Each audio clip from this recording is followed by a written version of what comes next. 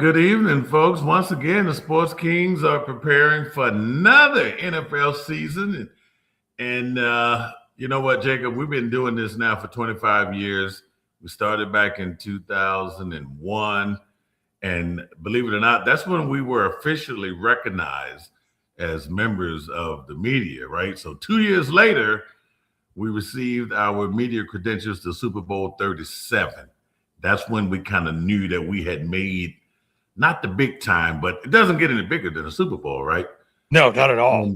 Not at all. So since then, we have covered and or attended a ton of high-profile games, not to mention numerous Super Bowl parties and events in Las Vegas. So it shouldn't come as a surprise that we're at it again here. So welcome to the show tonight. I'm your host, Mean Gene, and I am joined by the newest member of the Sports Kings.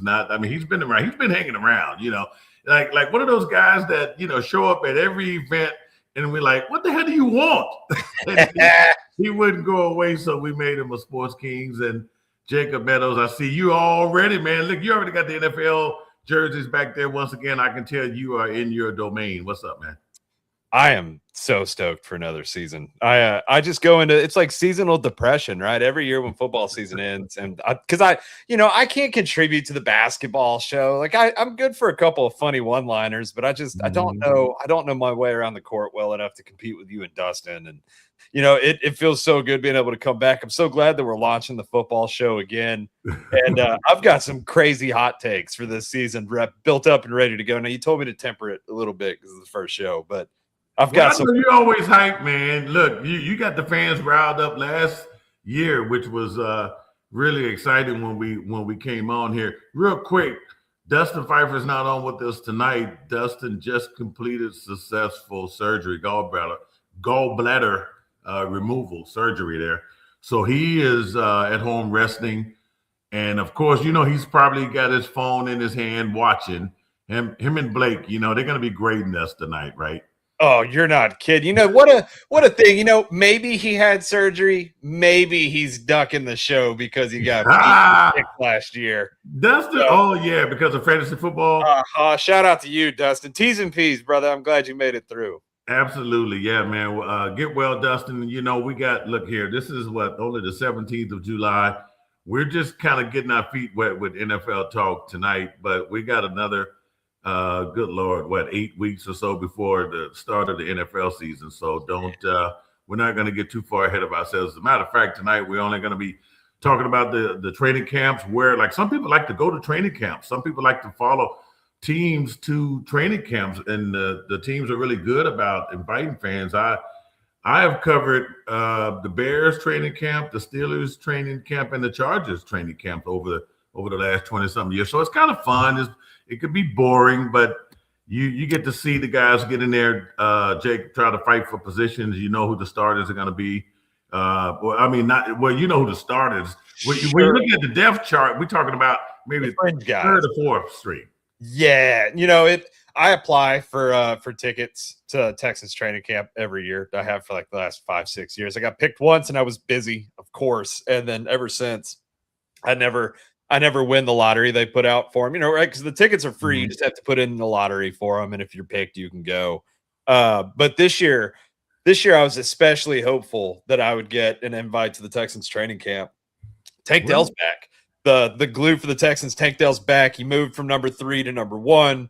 He's a Houston legend, and I'm a big TD fan. That's every week when I wear this jersey with the blue on it. This is Tank Dell 3, baby. He is. Tank Dell needs to get back, man. I know that is I know we're going to talk a lot of Texans here because you cover them, and we'll see what we can do about getting you over there in the training camp so you can spy on them and see what's going on there. Look here, Jacob, I tell you what, man. We started on YouTube as of August of 2025. Okay. And we are mainly an NFL show, even though we dibble and dabble with the NBA and Major League Baseball. But look, man, we have over 240,000 views to our show since last August. And man, we only look forward to just blowing this thing up here for the upcoming NFL season. I'm excited. It's grown at a rapid pace. I'm not gonna lie, right? Like nobody complains about our show. We've gotten feedback, both positive and negative, but nobody Mhm. about the show. I did not expect the just exponential growth that we got year one. I was we were hopeful. We were hopeful for 500 subs Mhm. by the end of the season, and we blew that out of the water. It wasn't Yeah, even. we're on our way to 4,000, man. And we did. And just think that you guys, great content here. We want to let our viewers know that we look forward to providing them more coverage this upcoming 2026 season with our NFL weekly predictions. I mean, that's what people really like, okay? Because we know the gamblers, the bettors like to go out there, take whatever little information they can get and roll with it. So, look here also. Our annual fantasy football draft show will take place once again in Las Vegas on Wednesday, August 26th. There's going to be more on that, but these are always fun. Jacob, you've been part of these now for a couple of years now, and we like doing it in Vegas because everybody just likes to go to Vegas anyway, and to find an excuse. There's no better excuse than to have your fantasy football draft there. You're not kidding. Yeah, no, I'm trying to figure out how to get there. Rachel does not know it's in Vegas yet, and I've not been approved by the boss. But I can't wait. I want to go to the Westgate. I want to put a bunch of bets that I probably shouldn't bet. Man, I'm trying to lose some money. It's been a long time coming. Like I said, you just sound like you just got money to give away to the Westgate, right? To the sports book. I've been putting a little bit of money away. I've been hoping that we could do one out in Vegas, right? I am going to Oklahoma. I got tickets to the Oregon Ducks Oklahoma State Cowboys game coming up here in September, and gambling's legal up there, so I have a little bit of money sectioned away so that I can go visit a casino, and if we can double down, make it Vegas in September or Vegas in August, and then Oklahoma in September, I'm about it. All right. Well, I tell you what, then let's just get and I look forward to it too because Vegas is a lot of fun. I think we got spoiled out there when we were at the Virgin Hotels. I mean, we're regulars. It's not good when people recognize you, and when the locals recognize you in Vegas, that's probably not a good sign. But anyway, hey, football is here to some degree. 2026 NFL training camps and joint practice dates. We have those for you. And some of the sites, Jacob, I just want to share with some of the folks, where the Texans, of course, we're here in Houston. They hold their training camp over at the Houston Methodist Training Center. And the rookies will report on next Tuesday. And then the veterans will follow 1 week later. Jacob.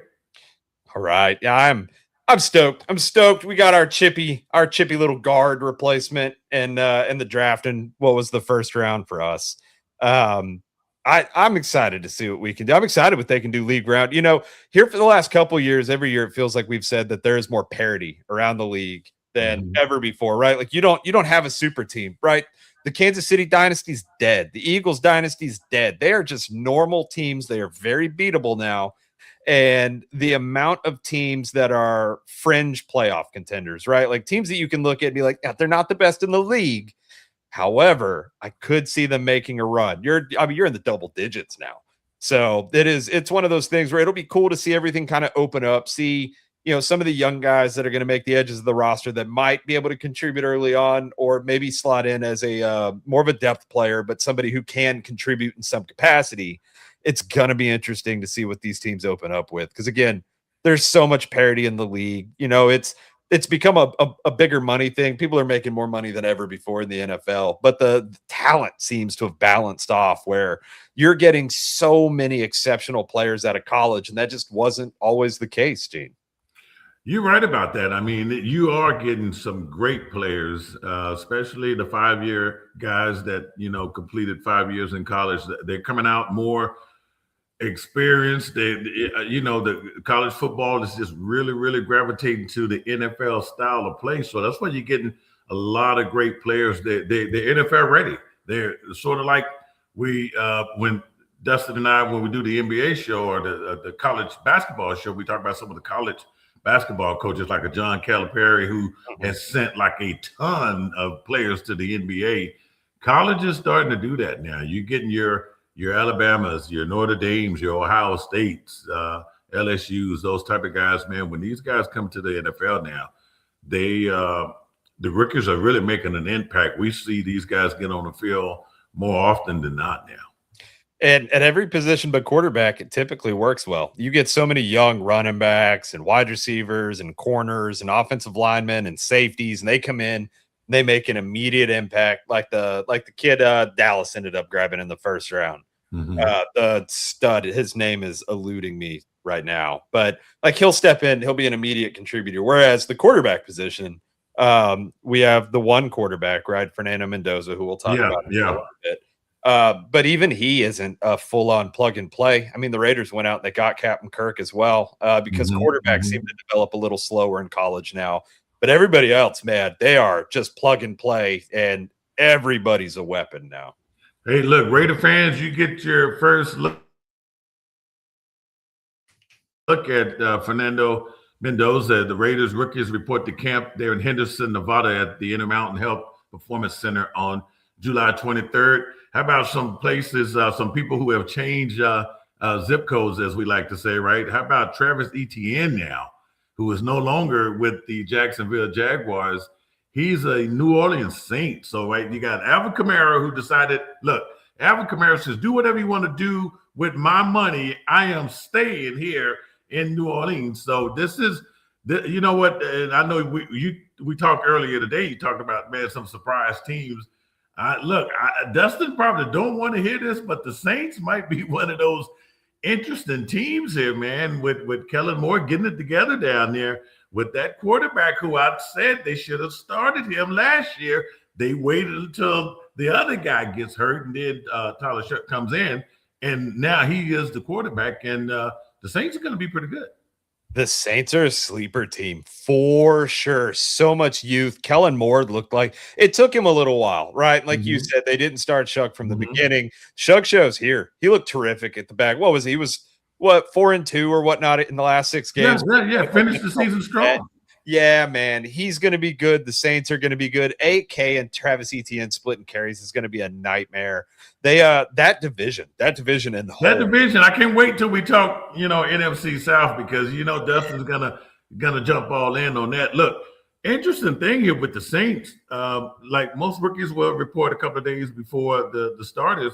The Saints, everyone reports July 28th in Monterey, Louisiana. So Kellen Moore's like, no, hell, I want them all in here at the same damn time so we can be on the same page. So that's pretty interesting. They wanted everybody in at the same time at the end of the allowance to bring them in, because the Saints have so many wacky injury issues that usually end up in litigation. So they're like, no, like wait until the last day. Y'all come in together. We'll get a slower start to this. We don't need anybody hurt. The Saints are going to be good. The Saints are going to be a real good team. That's one of the difficult teams to pick for the season, because they look, the Philadelphia Eagles, the Eagles and the Pittsburgh Steelers also open up camp July 28th.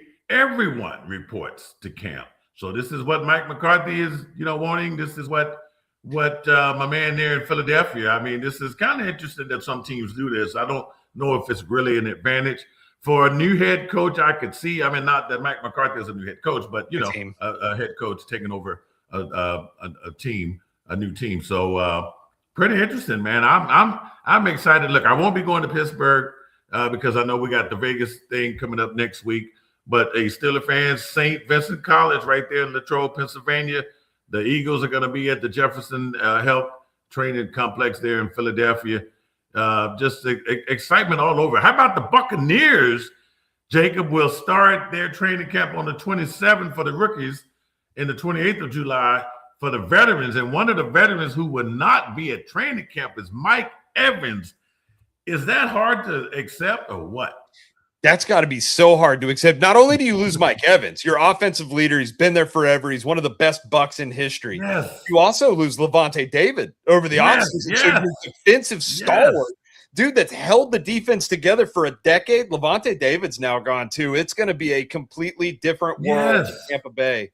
Yep. Yeah, I mean, it's just weird to even fathom that Mike Evans, and I talked to Mike Evans the year that they won the Super Bowl with Tom Brady, man. And it was you just see this guy, you just think he's going to be a buck forever, right? You can't even imagine that they would let him go, but they did. But anyway, the Chargers. Interesting thing with the Chargers and the Rams.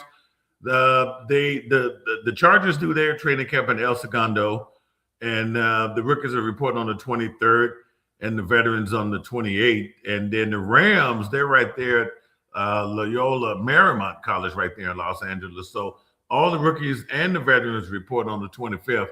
Reason why I mentioned the Chargers and the Rams, because Super Bowl 61 will be played in SoFi Stadium, but it's not a Rams host. It's a Chargers host.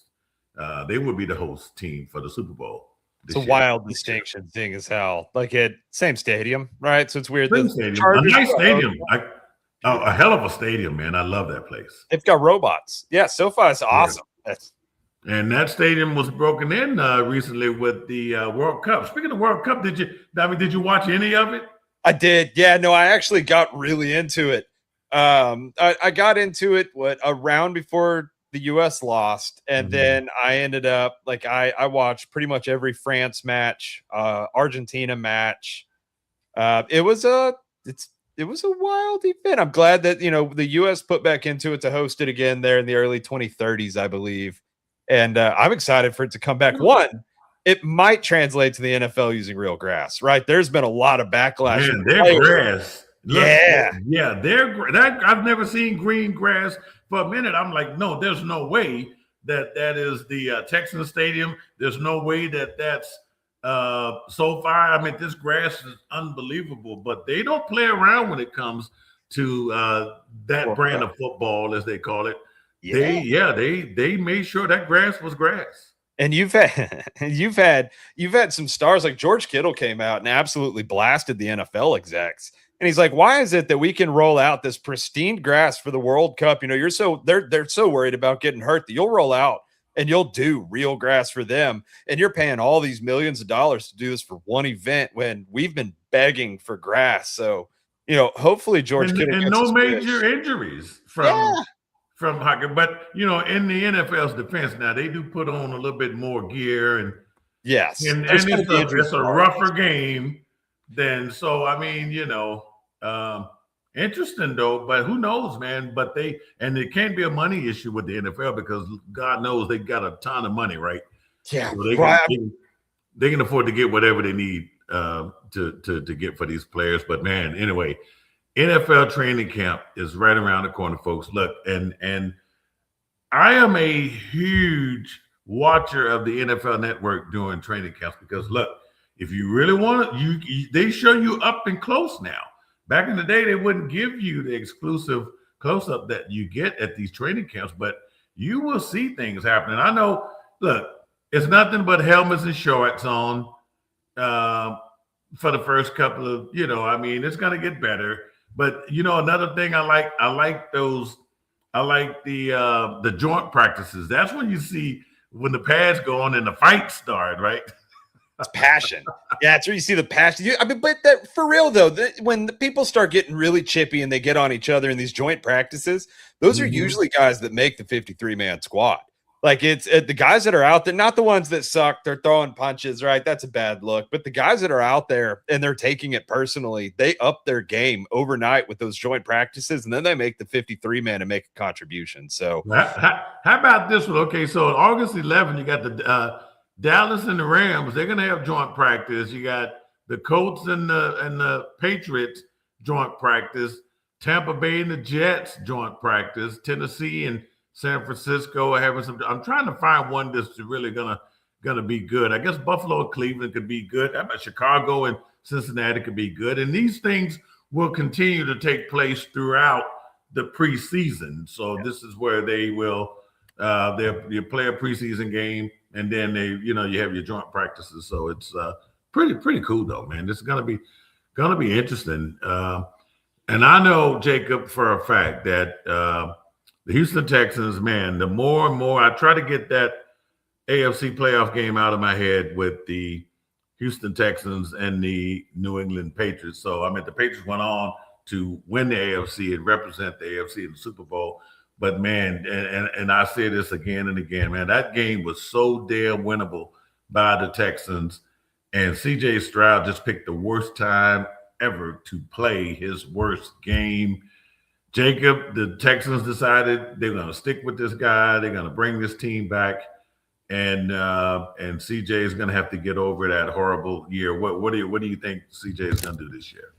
Well, that's a loaded answer, right? It's going to go one of two ways. One, last year I really trumpeted that Houston may have crushed CJ Stroud's confidence, right? It might not be a line issue. It might not be a talent issue. It might be CJ Stroud's taking too many hits behind a leaky offensive line, and he won't be good until he plays elsewhere, right? So option A is that, where we're going to roll out a team. We're better. We completely retooled the offensive line. Tank Dell is back, which CJ Stroud's performance dipped off a cliff when Tank Dell got hurt. So with him coming back, I'm hoping that Stroud's, emotions are in control, right? And it sounds bad to say it like that, but it seems like it really affected him. So either A, we get a broken CJ Stroud, whom it doesn't matter how much you pump the talent in around him, he's not going to be successful in Houston. So we'll go flat on our face, right? We'll probably do what we did last year and backdoor our way into a wild card and then get thumped by somebody. Or we will see rookie season CJ Stroud. He's got more weapons than he's ever had. He's got the number one defense in the NFL, and it's not close. And yeah, that I'm saying that directly at every Rams fan, that swapping Jared Verse for Myles Garrett doesn't make you better than the Houston Texans defense. So Houston's they have the number one defense. They have a better running back core that has more. Joe Mixon's gone, but he was gone all last year. So you have Woody Marks with another year under his belt. You have Derek Goombawale with another year under his belt. You have this talent at RB. You bring in David Montgomery. Yeah, baby. You bring in Monty to come be the bell count for you because Marks couldn't stay healthy full term as a 3-down. Yeah, dude. So even though Montgomery is not really used to being your every down back, but who knows? We just need him to have him in the house. He's capable, of course. Yeah, well, I mean, last year when we drafted Woody Marks, we drafted Joe Mixon. So Woody Marks is a spitting image of Joe Mixon. He was the best pass catcher as a running back coming out in the draft, right? He's very good in pass pro. He's very good at catching the ball, and he is an electric running back. So we have him to spell Monty. And this is the year. If there was a year, because CJ Stroud's done after this, if he plays bad, we did not take his fifth-year option. Stroud's gone. I don't want to see that. I want to see this kid come back and have a remarkable year, because consistency is the key. You're going to hit out a lot as we, move and get closer to the season. Consistency with a team with, when you look at the Bengals, you got some consistency. Can you believe that the Bengals are the only team that's coming back with their head coach in the AFC North? Isn't that how about we getting ready to enter a year with no Mike Tomlin and no John Harbaugh? Is that insane? It's insane all in itself. And then you think about the fact that we lost both of them at the same time, right? Tomlin and Harbaugh gone at the same time, which is wild. I kind of knew it would end that way, because I just couldn't see one leaving before the other, because no one wants to have that competitive edge. Yeah, Tomlin didn't want to say, okay, well, all right, look here, man. He didn't know Harbaugh was going to. Harbaugh basically almost got fired, pretty much. So it's just crazy. But anyway, man, we'll talk about the replacement for those two guys here in a little bit. But man, I tell you what, preseason games, I know a lot of people don't put a lot of effort into that. We do, okay, because we have to. There's only 3 preseason games, all right? Week 1, that's actually going to kick off the weekend of April 13th through the 15th. Week 2 is August 20th through the 23rd. Week 3 is August 27th through the 29th, which is known as dress rehearsal type stuff in the NFL. But there's a game that's going to be played a week before your official week 1 of the preseason, and that's the Pro Football Hall of Fame game. And that game right there, I tell you what, Dustin, look, we can't talk a whole lot about that particular game because it's the Arizona Cardinals and the Carolina Panthers. And normally you have teams that play in the Pro Hall of Fame game because you have former players of those teams that are being inducted into the Hall of Fame. So why don't we just go ahead and look at the class of 26 Hall of Fame. And I tell you, man, I have seen all of these guys play except for one in person. But I tell you what, the newest members of the Pro Football Hall of Fame are quarterback Drew Brees, former running back of the San Francisco 49ers, Roger Craig, wide receiver Larry Fitzgerald of the Arizona Cardinals, and Carolina Panthers Luke Kuechly, linebacker. I saw that kid play. I can't believe he retired when he retired. And place kicker Adam Vinatieri, who just made things so easy for Tom Brady and Bill Belichick in those Patriots Super Bowl run. This is a hell of a Hall of Fame class. It's loaded. I was excited last year when Jared Allen got inducted because I grew up in a Vikings household, Skull. And this year, I mean, it's everybody outside of Roger Craig. And I know of Roger Craig. I've seen highlights of Roger Craig, right? But not really my time. Yeah. Drew Brees, Larry Fitz, Luke Kuechly for sure, and then Vinatieri. This is a collection of players that I mean, these were childhood heroes, right? Larry Fitz had more tackles than he had drop passes, and Larry Fitz is somebody like anybody my age. Larry Fitz was the guy. You had Julio Jones, and you had Larry Fitz, and then you had everybody else. And it's cool to see Larry Fitz get his flowers. Luke Kuechly's arguably the best linebacker I've ever seen play in my lifetime. I mean, I got Pat Willis as a big Pat Willis fan, but Luke Kuechly was a different animal.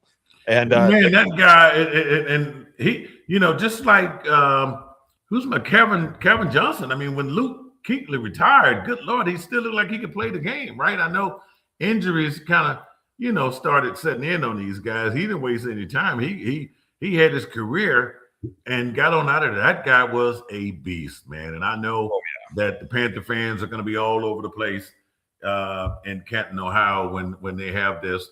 Larry Fitzgerald, man. It was just a matter of when, not if he was going to be into the Hall of Fame. Yeah. And he goes down as the greatest receiver ever in the history of the Cardinals organization. So this is going to be interesting. Cannot wait to watch this ceremony. It's always the first Saturday in August, so this is going to be fun. I was looking for a date. Yeah, it's August 8th actually in Canton, Ohio, and I got to give my little Canton spiel here because the Sports Kings, we have been part of 3 NFL Hall of Fames, and we got lucky to go to the 2021 Hall of Fame because 2020 was the COVID year. So they held all of those guys from 2020, and then they announced the 2021 class, and there was over 20-something people inducted. It was huge, and this is where I saw Peyton Manning, Jimmy Johnson, Joseph Adai. It was a who's who of Troy Polamalu. It was the greatest Hall of Fame ceremony that I've ever attended, and this is where we met our dear friend from CBSSports.com, Brian Diardo. That's where I met Brian. Interesting. Yeah, I'm excited to have him back on the show this year. Brian Diardo's episodes are some of my favorites. Yeah, he'll be back, man. But look, I just tell people, look, if you ever get a chance, go to Canton, Ohio. Go to the NFL Hall of Fame. It's one of the most remarkable. It's a bucket list thing. It's something you just got to do. You have to go to the Pro Football Hall of Fame. And it's going to take you back down memory lane. You go in there, you'll see highlights. You'll see the gear that Jerry Rice wore when he broke records. You'll see Emmitt Smith's gear when he became the Russian leader. I mean, it's just any and everything. It's just one hell of a place to go and visit. They have a Percy Harvin jersey in Canton that I would like to eventually get my hands on. I know the guy that owns it, that conscripts it out to the NFL, to Canton, and we have discussed a transaction previously at times, so I can add Percy Harvin to my wall as one of my Vikings greats. But it is hanging in Canton right now. It is on display in the Hall of Fame. It's super cool to be able to talk about it and know the guy that owns it. And, obviously, right, like I have a problem, right? That's what this. If you ask Rachel, this is a problem. And it's one of those things where, again, as a Viking household, Percy Harvin was one of my guys. And I know you've talked about him a couple of times. So hey, that the Pro Football Hall of Fame game is Thursday night, August 6th. Okay, that's going to be on NBC 8:15 Eastern time. So it's the Carolina Panthers versus the Arizona Cardinals. One reason why the Cardinals and the Panthers have to report to training camp earlier than the other 30 teams is because of preparation for the Hall of Fame game. So they're not really playing 4 preseason games as people would like to think. I mean, you got to think August 6th, man. These guys barely know each other's names. You know, they're just going to be out there for the sake of the game. But they still have 3 preseason games. So this is going to be interesting. Looking forward to that. And speaking of preseason game, I tell you what, man, all eyes are going to be on are going to be at Reliance Stadium on August 20th. That's when Fernando Mendoza, the number 1 draft pick of the Las Vegas Raiders, makes his debut in Houston to take on the Texans. This will be, I think, the second preseason game for both teams. So really going to be interesting to see what this kid's going to do, man. He should be playing a little bit because you shouldn't have to see much of Kirk Cousins at all. So if Fernando Mendoza is going to be the starter, that preseason game might dictate it. That it's going to be an interesting one because we should get 2 quarters of Mendoza, give or take. I mean, that late in the month, like I said, it's the second week. But who knows? I think if he's going to beat out Drew Brees, if he's going to beat out what's his name? We just talked about the guy, Kirk Cousins. Yeah, for the starter position. I think all eyes are going to be on him in the second preseason game. Yeah, absolutely. And I don't think he unseats. Captain Kirk starts. Mendoza could come out. Does. Light the world but on fire. you can't look. If Mendoza just has a crazy preseason, you don't think he can take that? Oh, no, I think he can take it. It's just a matter of whether it's earlier or not, right? Like Kirk Cousins starts week 1 no matter what, barring some sort of cataclysmic injury or something like that. I do think that Mendoza might show out in the preseason a little bit. He probably cooks the Texans. I would say that after the Raiders' crazy offseason, the Raiders have some weird depth, and they have a lot of talent at a lot of positions, and it's an exciting year for Raiders fans. Shout out Bobby, who's not here, but I am sure I'll see you soon. Oh, yeah, we're going to see Bobby. You know for a fact. Look at Jacob. We got to go to this game because it's a week before our NFL draft. This is a nationally televised game. ESPN is already jumping all over this game, right? That Thursday night, August 20th. So that's gonna be fun to see. I don't really see any other like exciting preseason games. I know the national coverage will be there.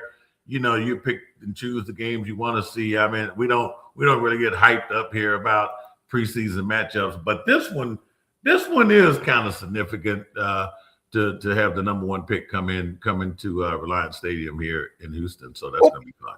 Plus, it's going to be your second look at Clint Kubiak's offense, right? You don't roll out very much in the preseason, but you get to see Ashton Jeanty in an offense that might actually utilize his talents. You get to see Clint Kubiak as head coach for the first time after a Super Bowl run with the Seahawks. This is you're getting a lot with the Raiders all at once in the very beginning, and the second game might actually be our biggest debut of some of these star players. So it's going to be a cool one.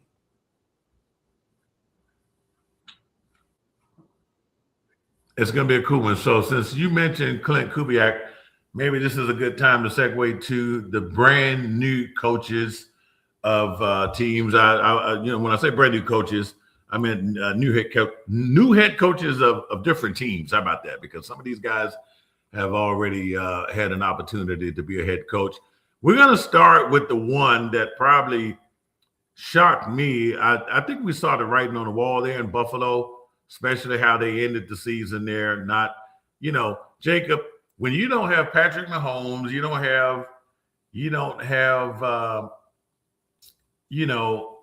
have Lamar Jackson, you don't have my man there in Cincinnati in the playoffs, and you still can't get past the Denver Broncos, man, that's a problem, right? So Sean McDermott, we probably saw the writing on the wall, but anyway, they decided to just go ahead and fire the guy, but they didn't go outside the organization. They went ahead and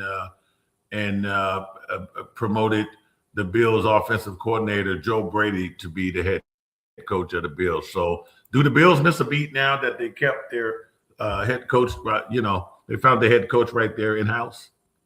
I think the Bills are going to underachieve for what the national expectations are. I don't think Joe Brady gives you an edge. I like Joe Brady. When Joe Brady took over offensive play calls, their offense got better.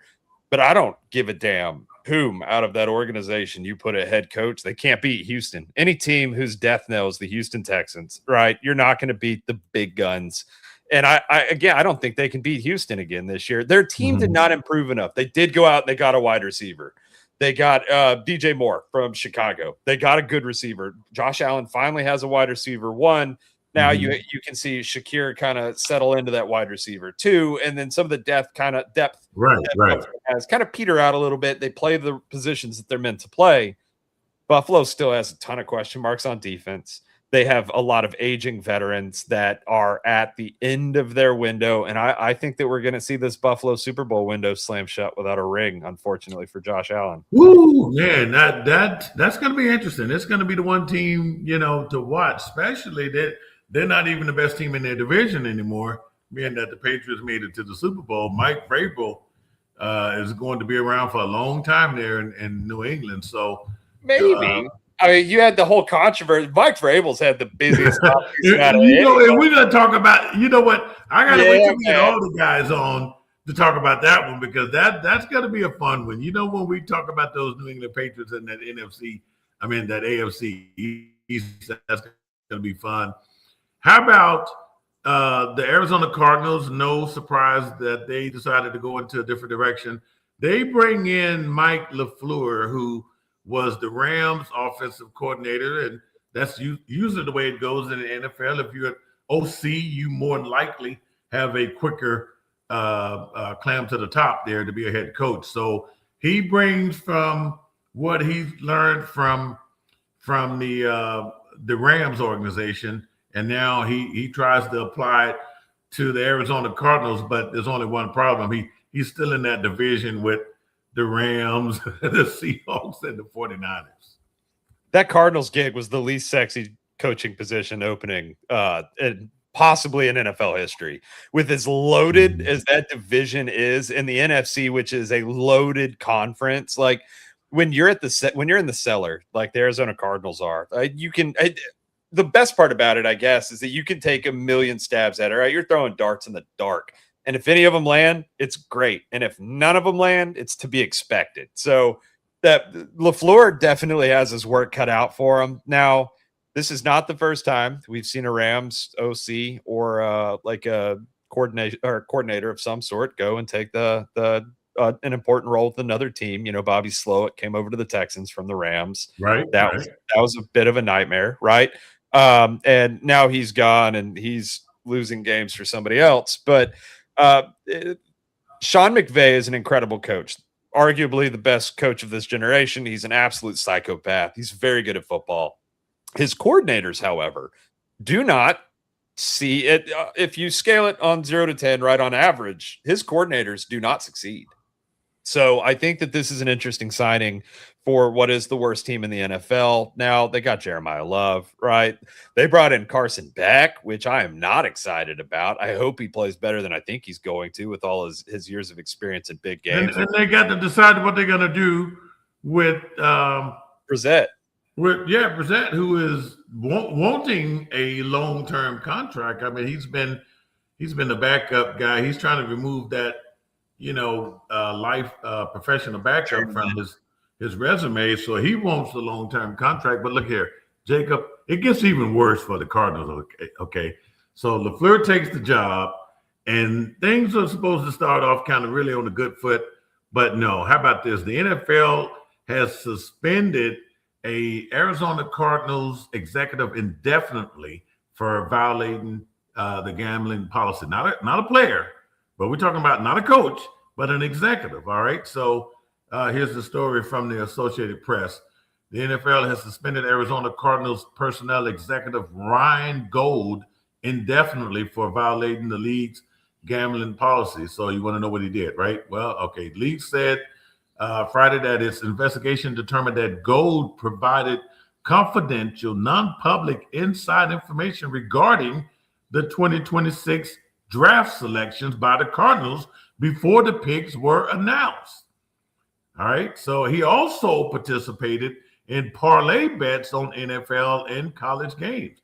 And the league didn't say who Gold had provided with that information, but somebody capitalized on that information. And man, here we go. Here we go again, having another conversation about gambling and in the NFL. Man, this is probably the first high-level executive that we've ever heard of get busted for this. You're not wrong. This cat wears a suit to work every day, Gene. He did not need to be doing this. Did not need to be giving out insider information, right? Like this is a silly situation. This is a silly situation that the Cardinals did not need to be in. And all it does, it's a distraction. It's all yeah. It's not good for Larry Fitzgerald, who's about to go into the Hall of Fame, right? That's who, that whole organization is supposed to be getting ready to honor a legend and welcome a new coach, and boom. I'm going to send him my resume. Maybe they'll hire me. I go work for the Cardinals. Well, let's talk about my least favorite guy on here, because I have made it clear 1,000 times that I don't give a rat's ass about Kevin Stefanski. Kevin Stefanski goes to the Cleveland Browns. I think he has one good year. Somehow he gets another damn job. Now he's with the Falcons. I don't know. And now he is a quarterback killer. And now he's got two more quarterbacks to put in his hands. He's got Tua Tagovailoa, and he has the young quarterback that they drafted a couple of years ago. What's his name? Mike Penix out of Washington. You know the name? Yeah, Penix. The names are going to get better as we talk more football, right? It gets easier to recall them. Now, we do have a difference of opinion. We're rusty on the names, but yeah. So Penix Jr., right? So we don't know who's going to be the starter there in Atlanta, but history has shown us that Kevin Stefanski, if it can be screwed up, he is the one to screw it up. He will not finish this season in fourth place in their division. That is one of my hot takes for this season. I can't wait to bust into the preseason. I think Atlanta is going to turn some heads this year. Now, they did mortgage a lot of their future for that defensive end who just barely escaped going to prison. We're waiting for the NFL to sanction him, tell us that he's going to be out for the year because he doesn't play for the Chiefs, won't get a 4-week. But that sucks. Right. Atlanta is good, though. I think that if Tua can find some sort of resurgence, right? Get back to the Tua that was slinging it for Miami before his brains got scrambled. I think Tua could be good. They have a great receiving core. They have the best running back in the NFL. Kevin Stefanski could show out, win Coach of the Year for no reason at all, other than the fact that division is up for grabs. I mean, we just said great things about the Saints. Dustin's definitely going to defend the Panthers. The Panthers won that division last year, so it's not like they're just going to sit around and slouch. I mean, albeit it wasn't the best record that you would have desired, and the Buccaneers and Baker Mayfield, this is going to be a pretty good damn division to watch, even though I tend to agree with everyone else that whoever wins probably might have 10 wins. maybe, right? All right. We talked about John Harbaugh, who spent 17, 18 years there with Baltimore. Him and Mike Tomlin, man, they just had some of the greatest matchups in AFC North history. But John Harbaugh and the Ravens organization, they couldn't get on the same page. He's not the coach there, and we're going to talk about where he went, but we're going to talk about the replacement for him, which is a shocker because they did stay defensive minded. I will give them that because that's what John Harbaugh was. So they wanted a defensive minded coach, and they found one. I just don't think he has the best defense from the team he left, which is the Chargers. So Jesse Minter is the new head coach of the Baltimore Ravens. So I mean, what do you think? This was the most lateral coaching hire. So in my opinion, and this is just my opinion, But Jesse Minter was on Harbaugh's coaching staff. So Minter coached in Baltimore with John Harbaugh a couple years ago. He knows everybody. He knows Ozzie Newsome. He knows all the people that matter, right? Like anybody at the top, he knows them. He knows how to conduct himself in the Baltimore way. He knew a lot of the guys in the locker room. So if anything, Minter's a bridge coach, kind of like you would bring in a quarterback as a bridge quarterback, right? You bring him in, let him start for a year so that you can get somebody else. So Jesse Minter comes in as the first replacement for John Harbaugh. He has ties to everybody that matters with the Ravens organization. And I think this is it's one of those where, again, you're throwing darts in the dark, right? So if it works, great. You made a splash hire that nobody saw coming. It was an exceptional hire. And now you have the next John Harbaugh who will be there for 20 more years. Or it doesn't work out. And you're like, well, we brought him in. We knew him. We knew he wouldn't fumble it too bad. And now here's our new coach next year, whomever they bring in. This is the guy that we always wanted. We just didn't have a way to get him last year. So that I think that's it with Baltimore. Jesse Minter is the guy that they knew, and he's a guy with coaching experience. And he was an easy plug and play because he knew Harbaugh and he knew Harbaugh's way. That would make sense. But Todd Monken also knew John Harbaugh, and he was your offensive coordinator that you already had. And why didn't they just do what the Buffalo Bills did, just promote Monken up to head coach? Well, Monken was Harbaugh's guy, right? One of the reasons Harbaugh got canned. Yeah, one of the reasons Harbaugh got canned is because he fought so hard for Monken, and they wanted Monken out. So as soon as Harbaugh goes, Monken so the buddy plan. Correct. Yeah. So now we'll talk about Monken again here in a second too. But I think this is it. I think Baltimore was at its wits' end with Monken, who admittedly, I don't understand why it should have been him. Baltimore's offense looked good with him, but I think it's because Minter's an old Baltimore guy. Yes. Yeah, that's why it's going to be interesting with this AFC North. So, okay, we can talk about Todd Monken now because he's the next guy on the list. Former offensive coordinator for the Baltimore Ravens is now the new head coach of the Browns. Now, one thing Monken didn't have to deal with over the last several years is decide who was going to be his quarterback. He already knew who was going to be his quarterback with Lamar Jackson for the last several years. Not so fast there in Cleveland because he inherited a $230 million quarterback that hasn't played in God knows how long. 3 years. And you also have the Shadir Sanders, and you also got Dylan Gabriel. So Todd Monken has his hands full already. But, Jacob, all indications are that if Deshaun Watson is healthy, he's going to play. So they also have Taylon Green from Arkansas, worth noting. He was forgot about him. Combine. Didn't have a great career at Arkansas, but neither does anybody else. But he's just he's the fourth quarterback on an already jam-packed list. But Cleveland is historically known for running NFL quarterbacks. So that is true. And I have a sidebar for this one. So we have somebody who's going to be tuning into the show for the very first time for this show. He is my Tennessee and Ohio rep for my job. I work Windsor One, right? For everybody watching, I sell lumber for a living. If you're looking to upgrade some of the trim in your house or on the outside of it, you can DM us or Gene or me on any socials. I can get you hooked up. Can you do something about my roof that I keep looking at, making sure it don't fall? Yeah, no, I can help put some crown in your room, right? Okay. Up. That's all I can do. But so Patrick's tuning in, right? He's my best friend in the company. He's our Tennessee and Ohio rep. He's a degenerate gambler, just like I am. And what's up, Patrick? Welcome to the show. He is a Cleveland Browns fan. He lives in Ohio, born and raised, right? So he is a miserable Browns fan. However, I have a hot take, and I'm spilling her on this one. I think Cleveland, and this is going to irritate Patrick because he disagrees. However, Cleveland is my team to confuse more people than any other team this year. Cleveland's going to go out and win more games than anybody expect. If you go out there, the over and under on games for the Cleveland Browns right now, it's either 3 or 6, and I'm pretty sure it's 6. I'd bet over. I would bet over right now. One, even if Deshaun Watson's healthy, the Shadur show is here. I don't care what anybody says. You look at the stats from last year, they were abysmal. If you watched the games, Shadur was not the reason they lost most of those games. And when he was, it's because Stefanski didn't put him in a position. He wasn't even talking to the offensive linemen. Shedeur is a completely different person this year. Okay. Mm. So then you look at it from this frame, right? Why did Shedeur struggle so much outside of the communication errors, which are wacky and got Stefanski canned for Cleveland?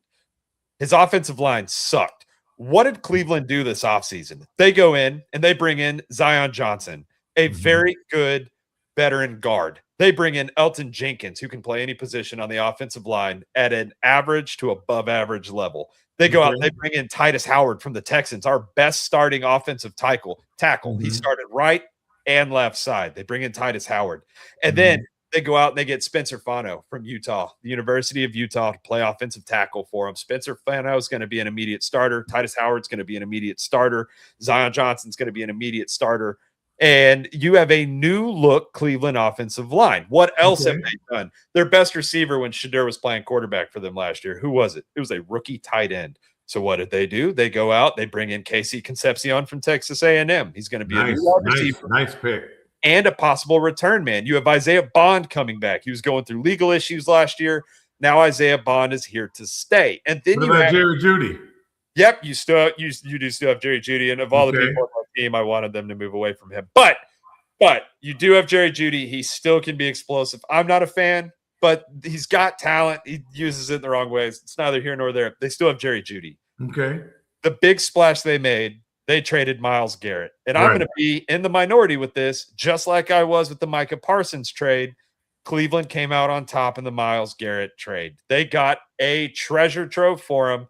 He's over the 30 threshold, right? Okay. He set the sack record last year. But who cares? It's a new year. You get Jared Verse from the Rams, who is a younger, more explosive Myles Garrett. That is a perfect one-for-one swap that you got a bunch of other stuff with him. That Cleveland defense is still good. Todd Monken's going to come in with more positive coaching experience than any other coaching candidate Cleveland's brought in a while. Shedeur takes over as the starting quarterback, and Cleveland has a clear path to the wild card. I do actually believe that they could go to the wild card for the first time since old Footsteps Flacco took them there by beating the Texans. Yeah, I remember that. I remember. Well, we'll have to take my glasses off for that one there, Jacob. We're going to be talking about the AFC North here in a couple of weeks when we make our rounds of the division. So I won't say a whole lot now other than the only team in the AFC North that is coming back with consistency is Zach Taylor and Joe Burrow. That matters to me. Everybody else is starting over, so to speak. Steelers, Mike McCarthy, Todd Monken here, and who are we missing here? We got the Steelers, and the Ravens, yeah. The Ravens, Jesse Minter. Minter, yeah. So that's going to be interesting to see. I mean, I could see it. I could see it, but look, I tell you what, of all the quarterbacks in that division, I think Cleveland's got the better, the second best set of quarterbacks. Look, Aaron Rodgers, you know how I feel about Aaron Rodgers. I don't know. There's nothing that a 40-something-year-old quarterback can do for me when you have all these young guns coming into the league now. Yeah. Joe Burrow is Joe Burrow. Okay. If I held to Joe Burrow, he's going to put up a lot of numbers. Deshaun Watson still has something to prove. Cleveland, having him and Shedeur Sanders, I mean, it could work out for them in a positive way if Monken is able to put it together. He's worked with quarterbacks, so he knows something about that position. So we'll see, though. It'd be interesting to see what the rest of the sports kings think about that because, we made some wild picks last year, but the one me and you made was calling out them Broncos to win the AFC West. So there's going to be another wild one or two coming up here, and I can't wait. But I like your take there. That's going to be interesting. Are you ready for the next coach? Yeah, let's do it. Clint Kubiak, who is fresh off Super Bowl 60, the victory there. He got him a ring there with those Seattle Seahawks there. Now he has a humongous task of Raiders. I don't know how many head coaches they've had in the last 6 years. It's been a ton of them, but they may not have had one with this guy's caliber experience, coming in hot, so they speak, so they say. He's coming in as a Super Bowl champion, and he's going to be the coach of a national football champion. So a lot of championship language being mentioned there in Las Vegas, even though it's had to come from other places. They are assembling winners, is what I'm trying to say. And that could be a good thing. I don't think expectations, maybe for some of these other coaches that we've talked about, but I don't really think the expectations are really, really, really high for Clint Kubiak. So there's no way for him to go but up right now with the Raiders. Correct. There's no hot seat, right? You don't know. In theory, you don't know what you're getting. Clint Kubiak was their guy, right? From day one. That's exactly who they wanted. And it's funny, right? Because they get Pete Carroll last year, and it was a revenge tour. It was a final circle for Pete Carroll. He's a Hall of Fame coach to be. And he came in, didn't have a great year. Geno Smith was a letdown. And then they bring in another Seahawks coach, Clint Kubiak. Now Clint Kubiak's got the reins. Now, I will say, the Raiders lost one thing in the offseason that I'm worried about. I'm interested to see how it ends up. He ends up getting replaced, but the Steelers stole their defensive coordinator in Patrick Graham. I think Patrick Graham is one of the top 3 defensive coordinators in the league right now. So the Steelers got a great guy. Good pickup, getting him. Yeah. Real good. Huge for the Steelers, big loss for the Raiders. But I think as non-existent as expectations can be for Las Vegas, I think Oakland's calling, asking for their team back this year. And I think the hype and energy around this Raiders organization, I think this is going to be an incredible year. And I think they win a couple of games. Now, we may not see a lot of Mendoza. And if Captain Kirk's slinging it, who cares? Hey, I agree with you on that. I think they make things difficult for the Chargers, Broncos, and Chiefs. Agreed. Meaning that, you lose to the Raiders in that division, that could throw you off, in that division. So I can't wait till we talk about the AFC West, but I agree with you there. Looking forward to seeing what, look, man, the Raiders was that team that we followed them, me and Wayne Brown, the early Sports Kings. That was the team we followed all the way to Super Bowl 37. And although they got their asses kicked by the Buccaneers, we had the fun of our life, man. So my heart is always going to be near and dear to the Raiders for taking this show to levels that it never would have made without the Raiders. So and for us to have been able to go out there in Vegas and cover them and have fun with them too. So I'm looking forward to Mendoza having a great year. I'm looking forward to Kubiak. I'm looking forward to Vegas fans, and I know you don't think they have any in Las Vegas. We don't see a lot of them because we see more of the other team fans. They up there in Oakland. They might drive down, man, to Las Vegas this year to see what Kubiak and Mendoza are going to do. All right, this next coach here, this hiring didn't make any damn sense whatsoever. First of all, who the hell is Jeff Havley, and why is he coaching the Miami Dolphins? I think I just would have kept McDaniels if that's the case. You bring in a defensive coordinator from the Packers to be your head coach you got away from the offensive minded guy. You got Tua. I don't know what the Dolphins are trying to accomplish this year. So, yeah, I mean it's a weird one, right? They bring in Malik Willis after he looked good in Green Bay. Not a lot of play time as a starter, but he did look really good. Yeah, now that's good. That's good. Yeah. But his coach was on defense, though. Yeah, and the defense was the most suspect part of the Packers last year. So this was a weird one. And not only do you let McDaniels go, but you let McDaniels stay within the AFC. He's the OC for the Chargers now. You hate to see that because now you have to worry about him come playoff time if you make it. If you make it, I don't know, though. Yeah, this was a weird one. It felt like a safe pick. Right. They went with McDaniels. There was a flash. It was a flashy pick. The offense ended up failing. Miami went nowhere. So that they opposite end of the spectrum. This time they're like, well, we'll take a guy that nobody knows who he is. He's never been exceptional, but he's a yes man. and he'll come in, he'll instill discipline and like maybe kind of right the ship a little bit. There's been a lot of movement in Miami. You're going to see a lot of new faces Yeah, starting on both sides of the ball. yeah. He's another bridge coach, right? I don't know. I don't know how long he lasts. I mean, it's going to be interesting to see. But anyway, he is the head coach of the Miami Dolphins. So, all right, here's the big guy here, John Harbaugh. He is the new head coach of the New York Football Giants. I mean, man, you leave Baltimore and go to the biggest media, one of the media capital of the world, which is New York City, right? Those guys up there will look. They will go. Harbaugh comes with some brass, though. It's not like he won't get chewed up and spit out like some of the other head coaches, because Harbaugh has his own reputation there. But man, this is going to be interesting. But he's inheriting a good team, a defense that was already on the up and up, and an offense that wasn't really bad. Jason Dart, man, that guy's spunk, man. That his attitude. Oh, I love it. I think it's a perfect fit for Jim Harbaugh and the Giants. This was a perfect marriage. You have Jackson Dart, who was a lot better than I expected him to be. A lot better. His swagger back. You get Cam Scadaboo back. Yeah. Cam Scadaboo was on the field. He was magnificent, right? And then that defense is littered with young talent.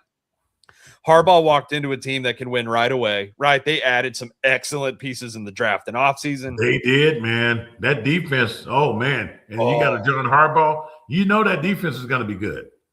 They are going to be nasty. It's going to be one of the most fun teams to watch, assuming that mostly everybody is healthy. The Giants immediately became one of the teams to watch this year with Harbaugh. I don't think they win the NFC East, but I think just like we said about the Raiders, I mean, they can make things difficult for Dallas and Philadelphia and Washington, I think. So I don't think you're just going to sweep them or beat them. Just that defense alone can keep them in games. All right, now it's time to talk about my team here. And a lot of people ask me, what did I think about the Pittsburgh Steelers? Well, first, I knew Mike Tomlin was going to leave. As a matter of fact, Jacob, I don't know if you recall when we were on our ESPN 97.5 show, I said that Aaron Rodgers would be the reason Mike Tomlin would leave. Yep. Or I thought they would both be fired on the same plan, or not necessarily fired, because the Steelers don't do that. But I thought that Rodgers would go his way and Tomlin would go his way, and that would be the end of that. But one of them I was right, the other one I was wrong. I'm not really happy about – I'm okay with Mike McCarthy. I'm not happy with Aaron Rodgers coming back. I don't think – what they did 15 years ago, they won a Super Bowl in Green Bay, yeah, but that was 15 freaking years ago. The NFL changes, man. The NFL is not the same NFL that it was back in 2011 when those two guys were together. They were of different mindsets. And, man, we just said it early on in the show. College guys are coming in here now, man, and kicking these veterans' asses because they're more knowledgeable than they were 15 years ago. This is not good. This is not good. A 42-year-old quarterback, Aaron Rodgers, looked every bit of a 42-year-old quarterback. I mean, I wish he looked like LeBron James. I wish he could play like LeBron James. But even LeBron James at 42, I was happy to see him go, because 42 is 42. You got to let it go. I mean, everyone cannot be Tom Brady. Aaron Rodgers, he can still throw a dot, right? Rodgers can still sling it. He's just a statue now. Rodgers was the best Rodgers, and that Rodgers does and not. at 42, that's what you're supposed to be. Yeah. Now, hey, look, Tom Brady was one, but Tom Brady had this up here, man. And, it's hard, right? Because in my heart, I think Pittsburgh's going to be good. Like I said, they got Patrick Graham. That defense is going to be nasty. That defense is getting older too, though. That Pittsburgh got to have the oldest average age of team in the league right now. So, this is it. Mike McCarthy gets one shot before everything gets torn down. Rodgers is gone after this year. Mike McCarthy might be gone after this year. Yeah, I mean, he's a hometown boy, and a lot of people thought they would go with a younger coach. McCarthy's an older coach, so I don't know. His tenure may not be like Tomlin or the coach before Cowher or you know, the other Chuck Knowles. So I mean, I don't think Mike McCarthy's he's not gonna walk that path because he's already an elderly guy as it stands. But we'll talk about the AFC North. I don't even want to get into my expectations about Pittsburgh right now because I need to see what training camp looks like. I need to do some more homework on them Steelers before I get in there. But this guy I do like here, and this is our last coach here, and that's Robert Saleh, man. Robert Saleh never deserved to be fired from the Jets. That was all Aaron Rodgers, and that's another reason why I'm just not a Rodgers fan. I think they ruined Robert Saleh's career, or at least they tried to. But it's good that people saw that this guy's a damn good coach. And he's with the Titans. No great expectations for him in his first year. But Saleh is a good guy. He's a 49ers former defensive coordinator. He did it one tour, then he went back and did it again, and now he's got his second opportunity to be a head coach. I hate that the Titans are in the Texans division because this was the most exciting head coaching hire outside of Kubiak. I was excited because Gary Kubiak was the old head coach of the Texans. That was my coach, right? Very excited for Clint Kubiak to get his shot. However, Bob Salah taking over Tennessee, easily my second most exciting head coaching hire because he's incredible. Like you said, he did not deserve to get fired from the Jets. He had a top 10 defense with the Jets with no talent. The offense sucked. It's not his fault. Aaron Rodgers blew his knee up or his Achilles up the first play. Like Salah got run out of town. It was nonsense. Goes back to the Niners, does well for the Niners because he's a damn good coach. And now he's in Tennessee with a bunch of kids, right? Tennessee's got a young team. Probably a good match for him. And that's probably what they need. Yes. That's what they need there. And you give them 3 years. Give them 3 years. Let's bring some guys in. If they suck, fire him, right? But like Bob Salah gets to come in and put his stamp on this organization because it is nobody else's. It has, it's just they've had so much turnover. They never should have fired Mike Vrabel. Yep, and, that was a mistake. It's just funny how teams think they know what they're doing when they really don't know what they're doing. So we'll see. But anyway, those are your 10 head coaches there, and that's what we think about it. I'll tell you what, Jacob, over the next couple of weeks, man, we will reveal our thoughts and opinions on each NFL division. We're going to pick our winners, make our predictions, including who we think is going to be playing in Super Bowl 61 on February 14th at SoFi Stadium. But over the next couple of weeks, just tune in. Tell somebody we will be here every week now until the end of the NFL season. It's rapid fire now. We're gonna give you some progress on training camp. By the time we do our show next week, training camp will have started. Hopefully, we won't have any injuries. We'll follow up on this gambling story. We'll see the guys running around in their helmets and in the shorts and stuff. But when the pads go on, that's when it's gonna be fun. And Dustin, hey man, I hope you enjoyed the show tonight. Get well, get back here, Denny, Wayne. You guys get ready, man, because it's time. It's that time. And before you cut it, Gene, for myself and all of our fans, what night are we expecting to be going live most weeks? Well, I can't remember what on our YouTube show last year. I think did we do Thursdays or Wednesdays? Because I think we wanted to watch the Thursday games. We don't like doing the show when there's a football game on. So it was likely Wednesday or Thursday nights, Wednesday nights. Yeah, most likely Wednesday nights. I think we just want to get ahead of the Thursday night game. If we, for some reason, no, we just never. I don't think we did any Thursday night games last year because those games. I think we were watching those games. So Thursday, or we skip the Thursday game. We do Friday shows, but I think it's going to be Wednesday. I think Wednesday is the date we need to. But I tell you what, though, just make sure everyone who subscribes will get the notifications. The shows are scheduled a week in advance, so you'll know exactly when that day is going to be on, whether it's Wednesday or Thursday show. Wicked. All right, Jacob. So, man, we out of here. Hey, thanks I know we had a couple of guys on here, But look, it's about to blow up here. We're about to get in here, get deep with this stuff, get deep with the NFL, and cannot wait to get into these divisional picks. Jacob, thank you for joining us tonight, man. Absolutely. I wouldn't have missed it for the world. I am stoked to launch this season off. It's going to be a good year of ball, Gene. All right, man. I agree with you. All right, folks, we'll see you back here next week on the Sports Kings NFL Weekly Countdown Show. We can finally say it.